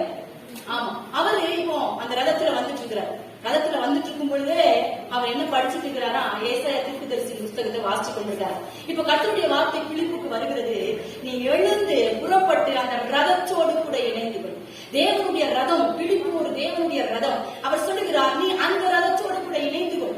ஆவியானவருடைய வார்த்தை வருகிறது, நீ அந்த ரதத்தோடு கூட இணைந்து கொள். இவர் அப்படியே ஆவியானவரால் எடுத்துக்கொள்ளப்பட்ட அந்த ரதத்தோடு கூட இணைந்து கொள்ளுகிறார். அங்கே அந்த தலைவன், அந்த கந்தாகி என்கிற ராஜஸ்ரீனுடைய மந்திரி, அவர் ரட்சிக்கப்பட்டு தண்ணீர் இருக்கிறது தடையே என்று சொல்லி ஞானஸ்நான அனுபவத்திற்குள்ளே வந்தாராம். நல்ல கவனிங்க. மூன்றாவதாக உங்களுக்கு ஒரு காரியத்தை சொல்லுகிறேன். நீங்கள் ரதத்தோடு கூட சேர்ந்து கொள்ள வேண்டும். நீங்கள் ரதத்தோடு கூட இணைந்து கொள்ள வேண்டும். நீங்க தேவனுடைய ரதத்திலே பூட்டப்பட்டது மாத்திரமல்ல, அந்த ரதம் எங்கே போக பிரயாசப்படுகிறது, அந்த ரதம் எதை நோக்கி பிரயாணப்பட்டுக் கொண்டிருக்கிறது, அந்த தேவனுடைய ரதம் எதை விரும்பி பாஞ்சித்து போய் கொண்டிருக்கிறது, அந்த ரதம் எதை அழிக்கும்படியால் போய் கொண்டிருக்கிறது என்பதை நீங்கள் அறிந்து கொள்ள வேண்டும். அது கூட இணைந்து கொள்ளணும், அதோடு கூட இசைந்து கொள்ளணும். சும்மா தேவனுடைய ரதத்தில் இணைந்து கொண்டு அல்லேலூயா தூதி மகிமை அப்படியெல்லாம் பாடிட்டு உட்கார்ந்து இருக்கல. எனக்கு அக்கினி, எனக்கு அபிஷேகம், எனக்கு வாசனை, எனக்கு தண்ணீர் இருக்க இல்ல. இங்கே பிடிப்பு அப்போஸ்தலனா இருந்தாலும் அவர் மேலே இருந்த அந்த அபிஷேகம், அவரோடு கூட இருந்த ரதம் சரியான வழியில் அவரை அழைத்துக் கொண்டு போகிறது. அவருடைய ஸ்தானத்துக்கு அவரை கொண்டு போகிறது. அவர் மேல வைக்கப்பட்ட அழைப்புல அவரை கொண்டு போய் சரியா நிறுத்துகிறது. அவர் மேல வைக்கப்பட்டிருக்கிற தேவ திட்டத்தை நிறைவேற்றும்படியாய் கொண்டு போகிறது, செயல்பட வைக்கிறது. அல்லேலூயா. செயல்படுகிற கிறிஸ்தவர்கள் இன்றைக்கு குறைவு. செயல்படுகிறவர்கள் சபைக்காக, தேவனுக்காக, ஆண்டவருக்காக செயல்படுகிறவர்கள் குறைவு.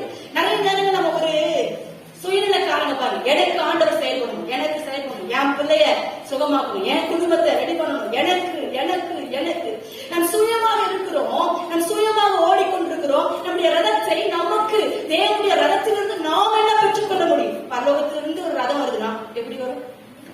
சும்மா வருங்களா? உங்க வீட்டுக்கு இன்னைக்கு ஒரு தேவனுடைய ரதம் வரப்போகுது. அந்த ரதம் எப்படி வரும்? சும்மா வெறுமையா வருமா? நான் வேணா வரும்போது வெறுமையா வருவேன். ஆண்டவர் வந்தாருன்னா, அப்படி ரதம் வந்துச்சுன்னா உங்களுக்கு தேவையான எல்லா பொக்கிஷங்களும், உங்களுக்கு தேவையான எல்லா ஐஸ்வர்யங்களும், உங்களுக்கு தேவையான எல்லா ஆஸ்தியும் சுகமும் அதுல இருக்கு. அவர் செயல்பட ஆயத்தமா இருக்கு. நீங்க அந்த இதுல நெருங்கிக்கிட்டு உங்க கூட தான் இருக்கு, உங்களுக்குள்ளதான் வச்சிருக்காரு, உங்களுக்கு தான் எல்லாமே, அதையே பார்த்து கொண்டு இருக்க இல்ல. ஆண்டவர் சொல்றாங்க, ரதத்தோடு கூட இணைந்து கொள், செயல்படு. இந்த கடைசி நாட்கள் ஒரு அப்போஸ்தல அபிஷேகம், ஒரு தீர்க்க தரிசன அபிஷேகம் முழு தேசத்திலும் ஆவியானவர் ஊற்றப் போகிறார். யோவேல் 2:28 சொல்லப்பட்டிருக்கிறபடி மாம்சமான யாவர் மேலே ஆவி ஊற்றுவேன் சொன்னாரே, அந்த நாட்களுக்குள்ளாக கடந்து வந்திருக்கிறோம். சிறு பிள்ளைகள் மேல ஆண்டவர் தம்முடைய ஆவியை ஊற்றப் போகிறார். வாலிபர்கள் மேல தீர்க்க தரிசன அபிஷேகம் இறங்கி வரப்போகிறது.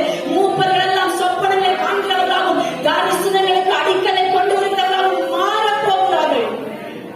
ஆண்டவர் வச்சிருக்கிறார். ஆனா நம்ம அதோடு கூட இணைந்து கொள்ளணும், அதோடு கூட இணைந்து கொள்ளணும். நம்முடையவைகளுக்காக, நமக்காக அல்ல. ஆண்டவர் என்ன செய்ய வருகிறார், என்ன இவ கொண்டு வந்திருக்கார், உங்களுடைய எல்லாவற்றையுமே ஆண்டவர் அந்த ரதத்துல வைத்திருக்கிறார். நீ இசைந்து கொள், செயல்படு, செயல்படு. நீ போய் நம்ம செயல்படுவதற்கு ஆயத்தமா இருக்கும்படியா நம்ம விட்டு கொடுக்கணும். ஆண்டவத்தை கேளுங்க. இந்த வருஷத்தின் இறுதியை முடிக்க போகிறோம். அட்லீஸ்ட் ஒரு 3 days உபவாசம் பண்ணி ஜெபம் பண்ணி அந்த புதிய வருஷத்துல நான் உங்களுக்கு என்ன செய்யணும், நீங்க எனக்கு என்ன ஆண்டவரே செய்வீங்க?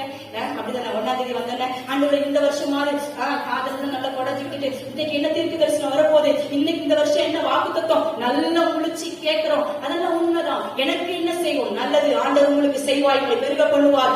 ஆண்டவர் கண்ணீருக்கு பதிலாக ஒரு பெரிய அறுவடை வைத்திருக்கிறார். அல்லேலூயா. கணம் வரப்போகிறது, ராஜரீகம் வரப்போகிறது, ஆவிக்குரிய யுத்தத்தில் ஒரு ஜெயம் வரப்போகிறது, ஒரு மறுரூபம் உங்க வாழ்க்கையில வரப்போகுது. ஆனால் நீங்கள் செயல்பட ஆயத்தமாயிட்டீங்களா? உங்க மேல வைக்கப்பட்ட தரிசனத்துக்காக எவ்வளவாய் பிரயாசப்படுகிறீங்க? உங்க மேல வைக்கப்பட்டிருக்கிற தேவனுடைய திட்டத்திற்காக எவ்வளவாய் செயல்படும்படியாக உங்களுடையவர்களை கொடுக்க பிரயாசப்படுறீங்க? ஆண்டவர் உங்க மேல வச்சிருக்கிற கிருபைக்கு ஏற்ற விதத்துல எவ்வளவாய் தேவனுடைய ஊழியத்துல தேவனுடைய கரத்தோடு கூட இணைந்து கொள்கிறீங்க? உங்க மேல ஒரு சுகம் அளிக்கிற வல்லமை இருக்கு அப்படின்னா நீங்க 4 பேரை போய் வியாதிப்பட்டவர்களை போய் சந்தித்து என்ன பண்ணணும்? ஜோம் கிருபியில பெருக முடியும். ஆண்டவர் ஒரு முறை 2 முறை உங்ககிட்ட பேசுவார், சொப்பனங்களில பேசுவார், தீர்க்க தரிசனம் மூலமா உங்ககிட்ட அந்த சகோதரிக்கு இதை சொல், அந்த சகோதரிக்கு இப்படி பிரச்சனை, அவங்களுக்கு இந்த காரியத்தை சொல்லுன்னு சொல்லும் பொழுது, ஐயோ நான் சொல்றதா எனக்கெல்லாம் ஐயோ பயமா இருக்கு, நான் சொல்ல மாட்டேன், நானும் உங்ககிட்ட உன்னை நம்பி சொன்னேன் பாரு அப்படின்னு என்ன பண்ணிடுவாரு? போயிருவார். கர்த்தருடைய வார்த்தை தான் உங்கள் செவிகளிலே கேட்கிறது, கர்த்தருடைய தரிசனம் தான் உங்கள் மேலே வைக்கப்பட்டிருக்கிறது, கர்த்தருடைய தூக்குமுள் தான் உங்கள் மேல் அழுத்தமா இருக்கிறது என்றால் உங்கள் கைகளை திடப்படுத்திக் கொண்டு உங்கள் முழங்கால்களை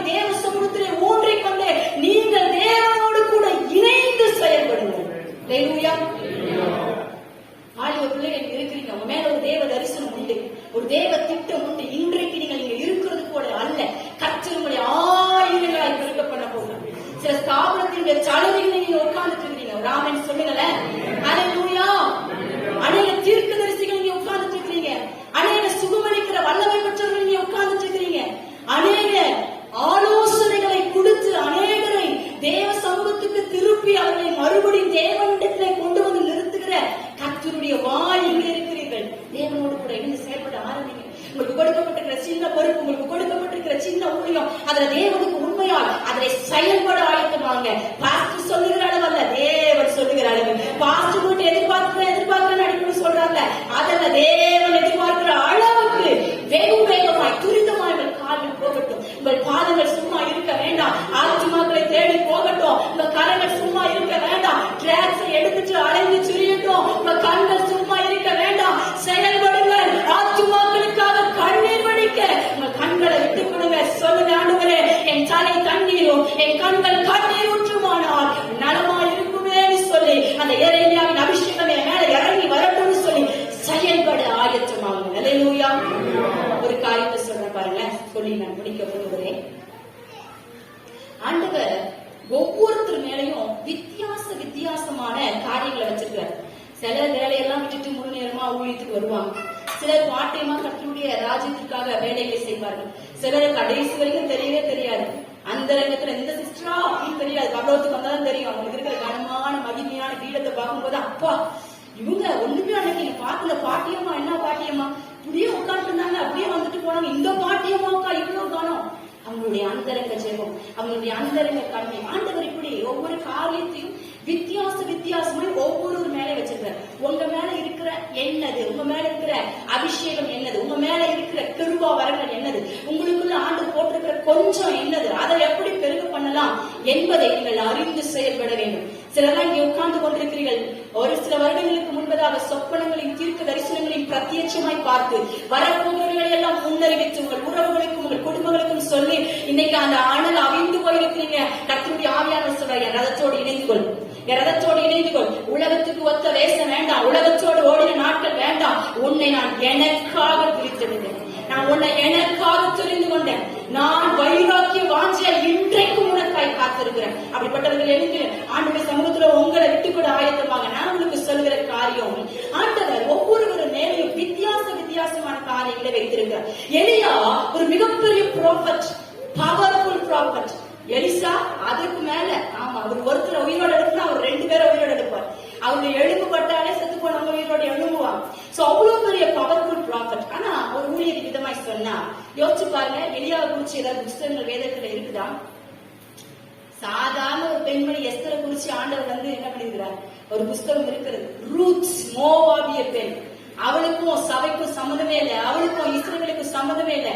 ஆனா அவர் ஆண்டவர் நினைச்சிருவி அவளை ஆண்டவர் வேதத்திலே குறிப்பிட்டிருக்கிறார். ஆனா எலியா பிரத்யட்சமான தேவனுடைய பெரிய காரியம், செத்தே போகாம என்ன பண்ணாரு, மரணமே இல்லாம போயிட்டாரு. நம்மளை குறிச்சு இல்லை. ஆனா ஆண்டவருடைய திட்டங்களை புரிந்து கொள்ளவே முடியாது பாரு, அது அவருக்கு அப்படிதான். ஏசாயா மிகப்பெரிய ப்ராஃபட் என்று நம்ம சொல்லுகிறோம், ஏசாயா, எரேமியா, எசேக்கியேல் எல்லாம். ஆனா அவங்க எல்லாம் பாத்தீங்கன்னா அவங்களை குறித்த மிகப்பெரிய புத்தகங்கள் இருக்கு. அவங்க தீர்க்க தரிசனங்கள் சொன்னவைகள், கிறிஸ்துவை குறித்து சொல்லப்பட்டவைகள் எல்லாம் எழுதப்பட்டிருக்கிறது. ஏசாயா என்ற பெயர்ல எழுதப்பட்டிருக்கு. அப்போ ஆண்டவர் பாருங்க, அவர் பெரிய அற்புதம் செஞ்சாரா? ஒரே ஒரு அற்புதம் செஞ்சிருப்பாரு. எசேக்கியாவை என்ன பண்ணாரு, அரிப்பலகைங்கிற வியாதிகளை சுத்தப்படுத்தார். மற்றபடி அவர் நிறைய ப்ராபஸி எல்லாம் பண்ணிருக்காரு. எரேமியா தீர்க்க தரிசிதான். அவரும் பாத்தீங்கன்னா அவருக்கு வந்ததெல்லாம் பாடுதான். நம்ம நினைப்போம், ஆண்டவரே வரதெல்லாம் தீர்க்க தரிசனமா பேசுறீங்க, எனக்காகவே பேசுறீங்க, ஆனா வர்றதெல்லாம் எப்படிதான் இருக்கு. ஆமா, என்ன கொண்டு அற்புதம் நடந்த மாதிரியும் இல்ல, எனக்கும் அற்புதம் நடந்த மாதிரி இல்ல. அப்புறம் எதுக்கு எனக்கிட்ட நீங்க பேசுறீங்கன்னா நீங்க எரேமியாவாக இருக்கலாம். அவர் கடைசி வரைக்கும் குழி, அடி, மிதி, முள்ளு, நெருஞ்சு, தேடு, இதேதான் அவருக்கு அவசதி எப்பவுமே. யாருக்கு தெரியும், நீங்கள் எரேமியா தீர்க்கதரிசியா இருக்கலாம், ஆனால் ஆண்டவருடைய கண்களிலே கனத்துக்குரிய பாத்திரமாய் தேவனுடைய புஸ்தகம் எழுதப்படும் பொழுது ஆவியானவராலே அவர் ஞாபகப்படுத்தப்பட்டு அவருடைய திருஷ்டாந்தங்கள் எல்லாம் எழுதப்பட்டிருக்கிறது. அப்ப பாருங்க, நீங்க நான் பாக்குற மாதிரி ஆண்டவர் பார்க்க மாட்டார். அல்ல கவனிங்க, நான் அட்லீஸ்ட் எனக்கு இந்த சர்ச்சை கூட்டதால தெரியும். அவங்க சிஸ்டர் மயக்க பிடிச்சாங்கன்னா கடிச்சு துப்பாம கீழே வைக்க மாட்டாங்க, அவங்க எல்லாம் வேற. அப்படிலாம் நினைக்காதீங்க, அப்படிலாம் நினைக்காதீங்க.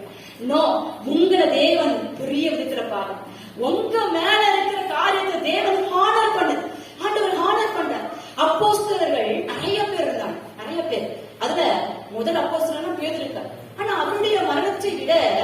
ஸ்தேவான் ஒரு அப்போஸ்தலனா அபிஷேகத்தோட செயல்பட்டாலும் அவர் பந்தி விசாரிப்புக்காக தான். எல்லாரும் வந்தாலும் எச்சு கட்டு கொண்டு போய் கழுவுறது, எடுத்துக்கொண்டே போடுறது, குப்பையை கொண்டே போடுறது, இந்த வேலையை தான் செஞ்சுட்டு இருந்தாரு. வரும்போது யாராவது வந்தாலும் எனக்கு கொஞ்சம் ஜோம் பண்ணுங்கயா, பேர் அங்கிள போய் பார்க்க முடியல, பேர் பாஸ்டர் பார்க்க முடியல, அவரை பார்க்க முடியல, நீங்க கொஞ்சம் ஜோம் பண்ணுங்கன்னா இயேசுவி நாமத்திலும் சொன்னாரா உடனே அற்புதம் நடக்கும். ஆனா பாருங்க, ஒரே அதிகாரத்துல வந்திருக்கிறாரு. முடிவை பாத்தீங்கன்னா இயேசு கிறிஸ்துவே வானம் திறந்து அவர் எழுந்து நின்று ஹானர் பண்ணார்.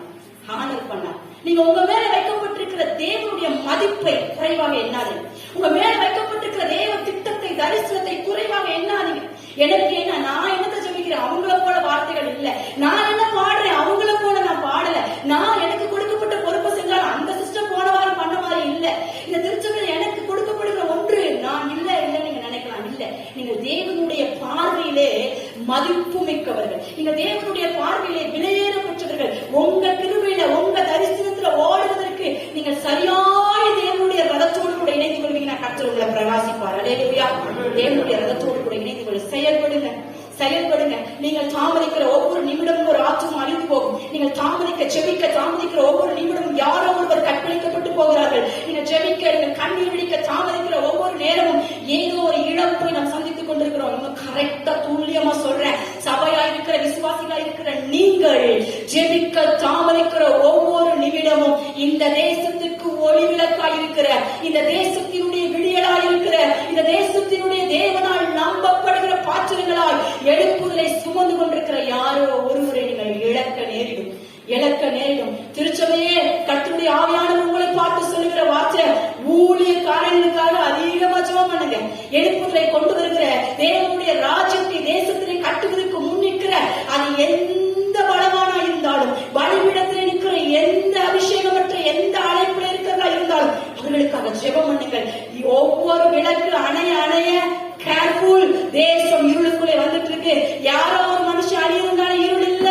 ஊழியக்காரன் ஒருத்தர் அணைஞ்சானா அவன் மேல இருக்கிற தீபம் அணைஞ்சு போயிடும். தேசம் இருளிலே போகும். தேசம் இருள் மூட நீங்க கொஞ்சம் பலன் இருக்குன்னா ஜெபம் பண்ணி ஆண்டவருக்கு எழுந்துருவீங்க. இளைய சமுதாயம் இங்க கீழே உட்கார்ந்து கொண்டு எப்ப சாட்சி முடியும் உட்கார்ந்து கிறுக்கிட்டு இருக்கு பாருங்க. இவர்கள் எல்லாம் இருள் கப்பிக்கொண்டிருக்கிறது.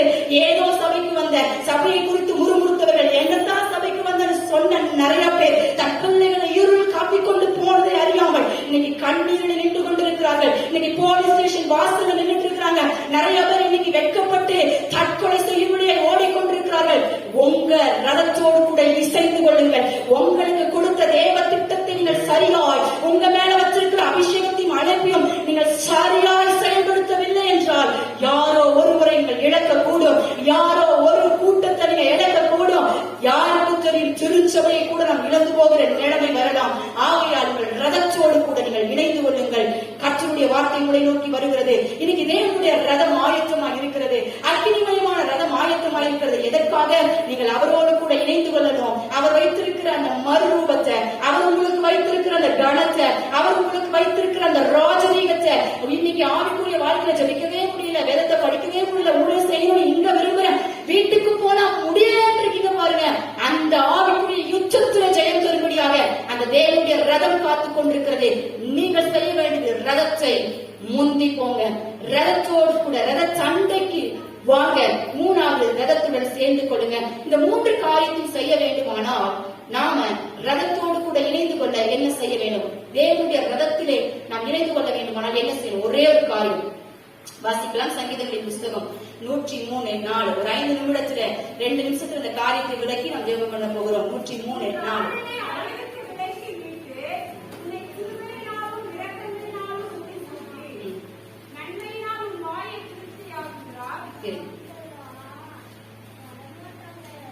சங்கீதங்களின் புஸ்தகம்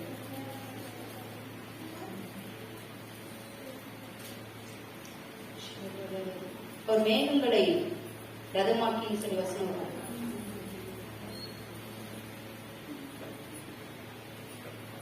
அடுத்த அதிகாரத்தில் இருக்கு.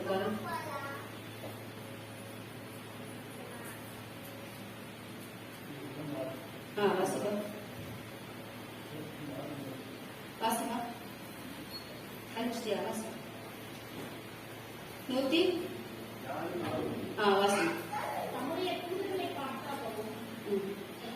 தமது மேல் வீடுகளை தண்ணீர்களினால் மச்சுப்பாவி மேகங்களை தமது ரதமாக்கி காற்றினுடைய சட்டைகளின் மேல் செல்லுகிறார். இங்க வேதம் சொல்லுகிறது கர்த்தருடைய ரதம் எது?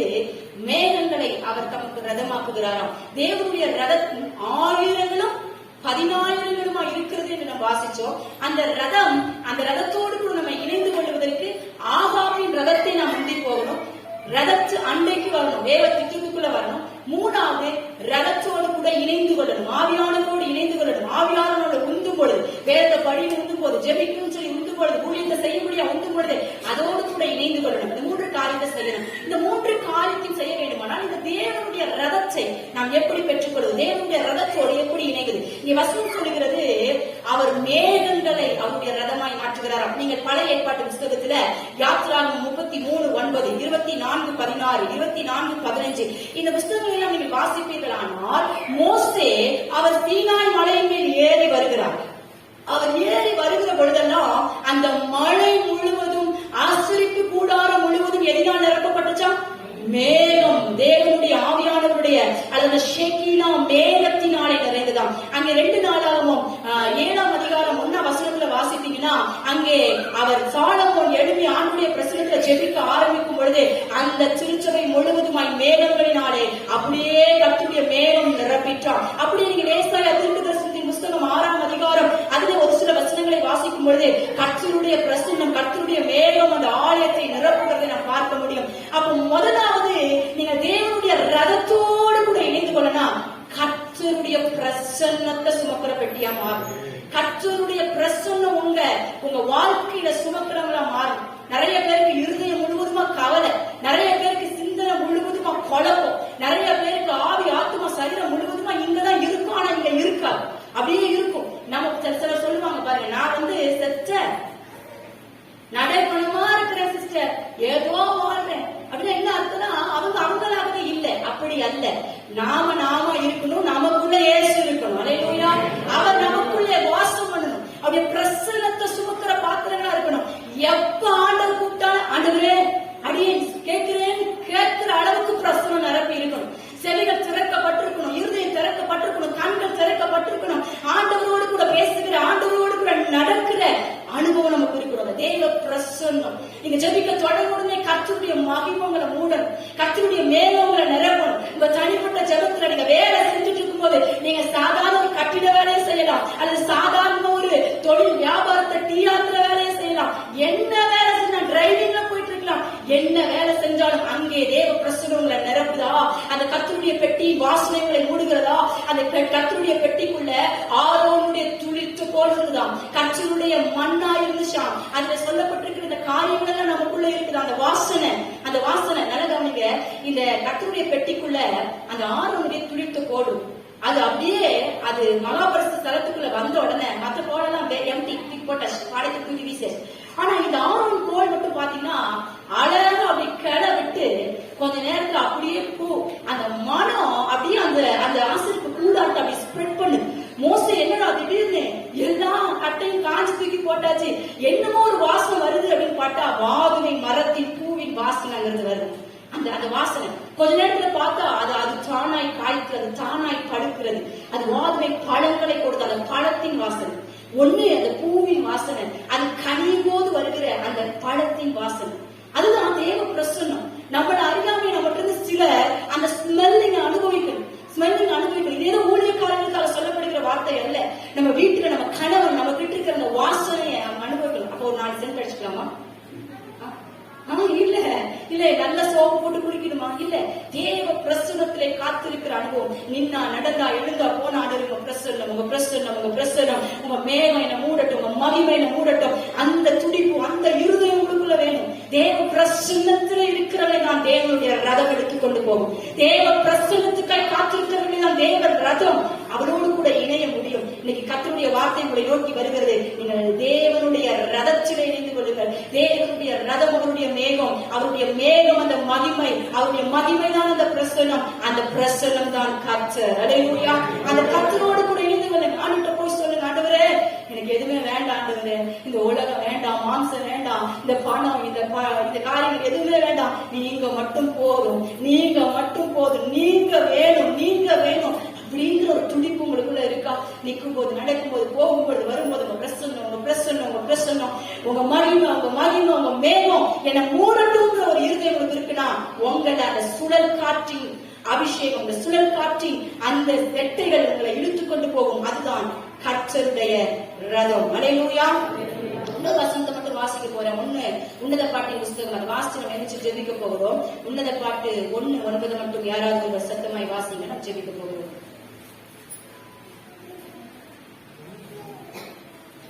உன்னத பாட்டு. என் பிரியமே, பார்வோனுடைய ரதங்களில் பூண்டிருக்கிற பரிகள் பார்வோனுடைய ரதங்களில் பூண்டிருக்கிற பரிகள் பவுஞ்சிக்கு உன்னை ஒப்பிடுகிறேன். ஆண்டவர் ஆத்தும மணவாளன் இந்த உன்னத பாட்டு புஸ்தகத்துல பாத்தீங்கன்னா மணவாட்டிய பலவிதமான காரியங்களினாலே அவர் அலங்கரித்துக் கொண்டே இருக்கிறார், வருகித்துக் கொண்டே இருக்கிறார்.